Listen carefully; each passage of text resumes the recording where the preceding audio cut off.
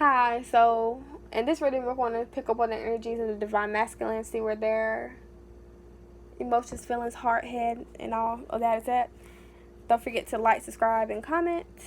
And subscribe especially because for every 50 subscribers I get, I'm giving out a free reading.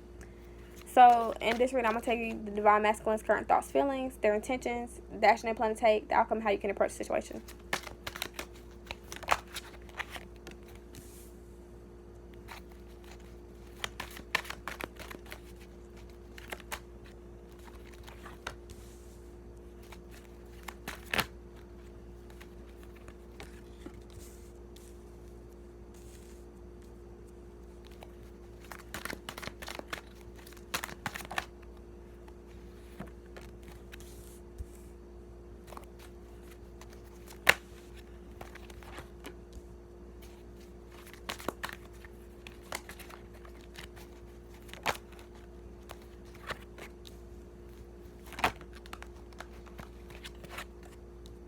Okay, so before I get into that, I'm picking up on some messages here.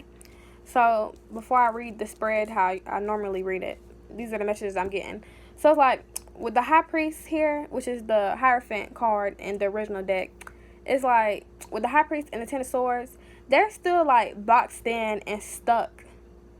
They could be because, normally the divine feminine, which even though I'm saying divine masculine and divine feminine, it's a masculine energy and the feminine energy. So if you're gay, bisexual, lesbian, transgender, it would just be whoever embodies the masculine and the feminine energy.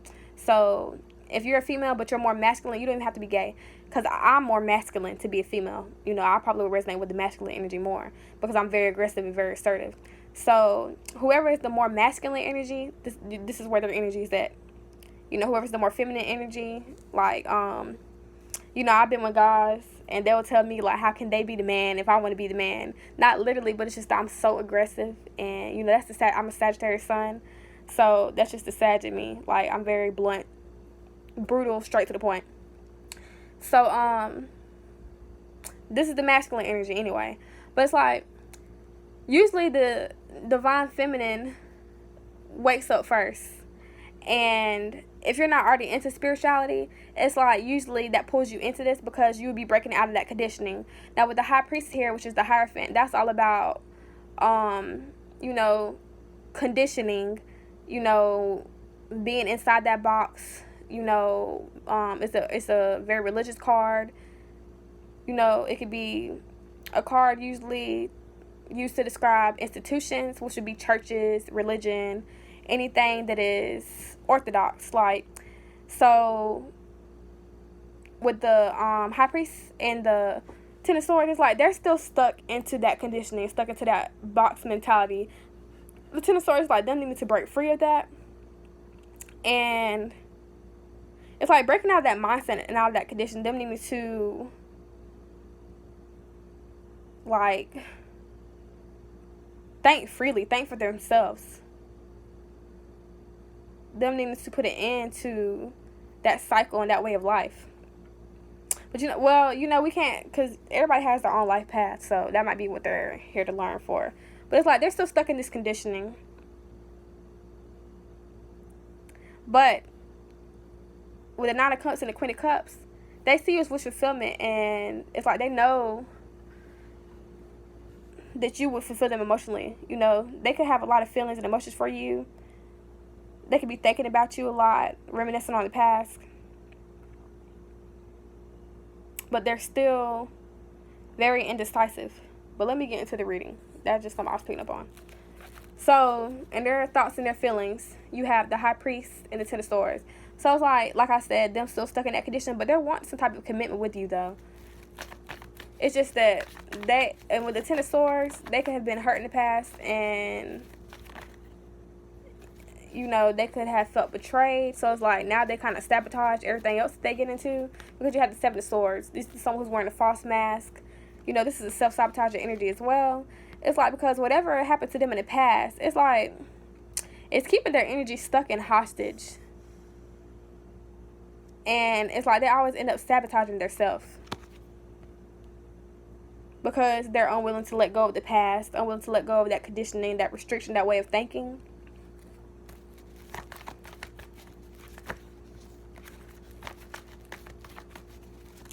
You know, they could have hurt and lied to you and betrayed you in the past. You have the Ten of Swords and the Seven of Pentacles. So it's like, this person is, their energy is just like very focused on the negative, very focused on everything that doesn't go right. Not really looking on the brighter side of life, not really seeing how things can change and how things could be. Them just focused on what doesn't serve them. And it's like their energy is stuck in this Seven of Swords, Ten of Swords, and Seven of Pentacles energy. They're just waiting. Not really action-oriented, not really taking any moves. Them just needing to come out of this way of thinking. And their intentions, you have the Nine of Cups and the Queen of Cups. So it's like, they want to come forward and offer you something. They can also be overindulging. You know, drinking, partying, sex, drugs, alcohol.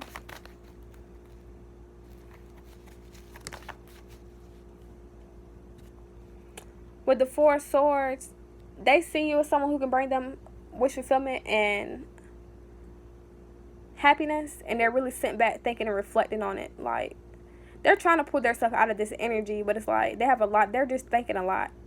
They're doing more thinking than they are. They're, you know, it's like them stuck in their feelings.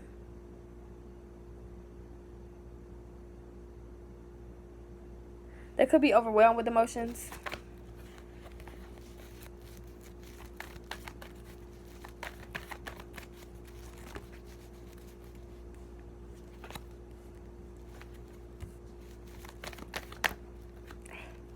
I need one card to come out. All these cards want to pop out as them being overwhelmed with emotions. And it's like, they're really just trying to make the best decision, because with the Queen of Cups, you have the Knight of Pentacles. So it's like, this is the slowest moving knight in the deck. But because he moves so slow, when he does come forward, you know, everything's thought through. And it's like he will be offering you something very grounded and stable, because he really sat and had time to really think about what they were going to do and what they were going to offer to you. In the action they plan to take, you have the Six of Cups and the King of Cups. So it's like, with the Six of Cups, they're reminiscing on the past. You know, they're having a lot of fond memories of you guys. And with the King of Wands, they're wanting to come forward and take some type of action. You know, that you could be dealing with Aries. I don't know if I said the zodiac signs, but you could be dealing with Aries, Leo, Sagittarius, Pisces, Cancer, Scorpio, Taurus, Virgo, Capricorn. Regardless of sign, though, it's like, you know, that King of Wands is very action-oriented. And it's like, he goes after what he wants. He's very charming, very charismatic, very good-looking, very sexual, very passionate. They could be reminiscent on sex. They're very passionate about you. And with the Six of Cups, you have the Three of Swords. So it's like, they're thinking about what they did in the past and how they hurt you. And, you know, if there was some type of third-party situation, they're sitting here reminiscing on that. And how it affected you emotionally. And it's like, now with the King of Wands, you have the Ace of Pentacles. So it's like, they want to come forward and offer you something very grounded and stable. It could be coming in slow, but it's like, it's coming. If they can pull their stuff, yeah. Because you have the Strength card. If they can pull their stuff out of this self-sabotaging energy. Because in the outcome, you have the Two of Swords and the Strength card. So this is about them taming that lower energy and that lower ego. Them also letting go of their pride. Because, you know, she's the only one who can tame this. It's like, they see you as someone who can, you know, you're the only person who can really handle and deal with them. You're the only person who really knows them. It's like, you see the shadow side to them. You know, like the depths of their soul, you know, like. And it's like them having the confidence and the courage to come out of this energy and make a decision to move forward, because you also have the with the Ace of Pentacles here, you also have the Ace of Wands in the outcome. So this is a new beginning. And it's also like a lot of passions here. They're very passionate about you. They could feel that you guys have really great sex with the King of Wands and the Ace of Wands. So you have the Queen of Cups again. So they can be in love with you. They see you as it's like they see you as someone who's very beautiful, feminine, very sensitive. They see you as their divine feminine. That's what it is with the Queen of Cups here twice. And it's like they feel like that you balance them out.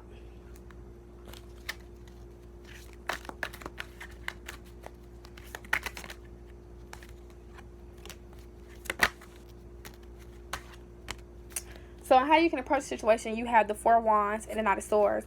So it's like calling in this relationship with the Four of Wands, acting as if they come, like not being so, you not being stuck in this self-sabotaging energy as well, because you know soulmates mirror each other. So you don't want to be stuck in this self-sabotaging and this Seven of Swords, Ten of Swords, you know, Seven of Pentacles, waiting energy, waiting around. You acting as if you already had it. You know, that's a true act of faith. So what that means is like you would be preparing yourself as if they're coming in. I just seen 111 when I was at the timer.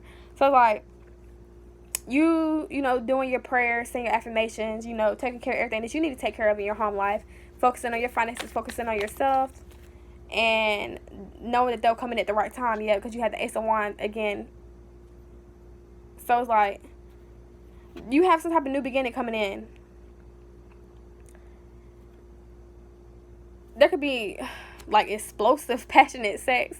Like some of you guys could be sneaking off, or some of you like having little rendezvous and stuff like that. A lot of passionate sex. Don't just be giving them sex though if they're not giving you the commitment. I mean, well, if you into that, but don't be crying about it if, you know, if you're just giving them sex, then, you know, require the commitment. But it's like, this new beginning is coming in, but you just focusing on yourself and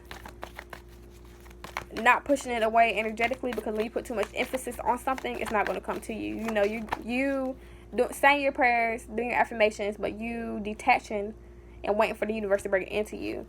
Like again, with the Eight of Cups, you emotionally detaching, walking away from your emotions, your feelings, not mirroring them, not staying stuck in this same sabotaging energy, because you want this to come in. And it's coming in fast with the Nine of Swords. But it's like the Nine of Swords is usually someone that's harsh communication. So you refraining from doing that, you know, not communicating harshly, because they're not coming in when you want them to. They're not offering you what you want them to offer you when you want them to offer it to you. So like you walking away and detaching emotionally and just knowing that this is for you and it's going to come in when it's ready to come in. Okay, that's your reading.